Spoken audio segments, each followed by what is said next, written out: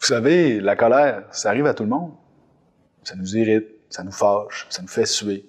Puis des fois, ça peut mener à la violence. Mais vous vivez ça comment? La colère, on se contera pas d'histoire. C'est désagréable. Il y en a qui l'étouffent, d'autres ont tendance à bouder, à bourrasser, à exploser. Mais au fond, à quoi ça peut bien servir, selon vous? Vous avez peut-être déjà remarqué, mais quand on est en colère, c'est souvent qu'on a quelque chose d'important à défendre. On veut faire cesser une injustice ou un mauvais traitement. Mais c'est la colère qui nous donne la force puis l'énergie nécessaire pour surmonter des obstacles. Avez-vous déjà pensé à ça? Je sais pas trop si ça vous arrive, mais des fois, cette énergie-là devient tellement intense qu'on sait plus trop quoi faire avec. On commence à avoir chaud, notre corps se met en alerte, puis on se met à avoir des pensées de plus en plus hostiles. Puis à mesure que la colère s'intensifie, l'énergie augmente. Là, notre organisme est prêt à combattre et c'est à ce moment-là que ça peut dégénérer. On se voit plus aller, on perd le contrôle et on peut devenir violent. En fait, vous voyez que la violence, c'est souvent un aboutissement, pas seulement une affaire de tempérament. Mais comment on peut se rendre aussi loin quand, au fond, on veut juste se faire entendre, défendre un point? À bien y penser, vous avez certainement une idée. La bonne nouvelle, c'est qu'on peut intervenir. On peut faire quelque chose pour éviter que ça dégénère. Vous le saviez sûrement, mais la meilleure manière d'intervenir sur ça, c'est d'intervenir tôt, en prenant un temps d'arrêt ou un pas de recul. Vous savez, il existe différents moyens pour prendre un pas de recul. Puis, naturellement, on va se tourner vers des vieux réflexes qui nous semblent plus faciles, plus accessibles. L'utilisation de substances, de jeux de hasard et d'argent, d'Internet, par exemple.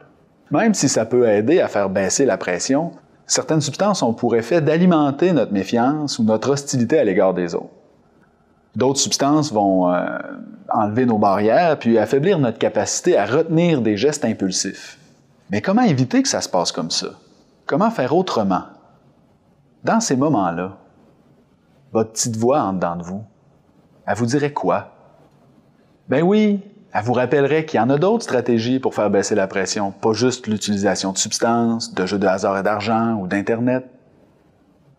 Je vous présente quelques stratégies, voyez si vous pouvez ajouter des cordes à votre arc. Ben d'abord, on peut essayer de réduire l'état d'alerte en se lançant de l'eau froide dans le visage, en prenant une douche ou un bain. On peut aussi faire de l'activité physique intense, des exercices de relaxation ou de respiration. Ce qui est bien avec la respiration, c'est que c'est un outil qu'on traîne dans nos poches partout. C'est accessible tout le temps. Puis de respirer, ça ralentit le petit hamster enragé qui court dans notre tête.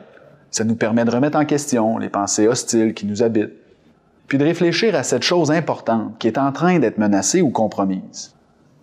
On peut aussi essayer de se mettre à la place de l'autre, puis de comprendre ses intentions. Ou que diriez-vous de sortir de cette ambiance-là pour prendre une pause dans un endroit neutre, sécurisant? Dans la nature, peut-être? Ou de parler à quelqu'un, un ami, un intervenant, qui va vous aider à comprendre le sens de votre colère. En résumé, plus tôt on s'arrête pour s'intéresser à ce qui nous irrite, à ce qui nous fâche, à ce qui nous fait suer, plus vite on arrive à prendre conscience qu'on est en train de défendre notre intégrité, nos valeurs et ce qui compte le plus à nos yeux. Puis là, que diriez-vous d'utiliser vos forces puis vos talents pour canaliser cette colère vers quelque chose de constructif?